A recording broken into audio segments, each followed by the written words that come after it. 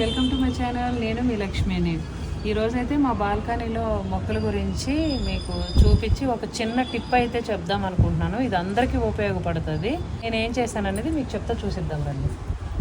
వర్షం పడినప్పుడు కుండీలో ఎప్పుడు కూడా ఇలా మట్టి అనేది ఫుల్గా వేయకూడదు. కొంచెం ఒక ఇంతన్నా ఒక 4-5 ఇంచులన్నా గ్యాప్ ఉంచుకోవాలి. గ్యాప్ ఉంచుకున్న తర్వాత నేను ఇవి పెట్టకముందు ఏంటంటే ఎగ్స్తో వస్తుంది ట్రే, దీన్ని పడేసేదాన్ని నాకు తెలియక. ఇప్పుడు ఏంటంటే ఇవి వచ్చిన తర్వాత ఇవి ఇలా చిన్నగా కట్ చేసి పీసులా కట్ చేసి ఇలా పెడుతున్నా. ఇలా పెడితే మట్టి బయటికి స్ప్రెడ్ అవ్వకుండా, వర్షం పడినప్పుడు స్ప్రెడ్ అవ్వకుండా చక్కగా అలా ఉంటుందండి.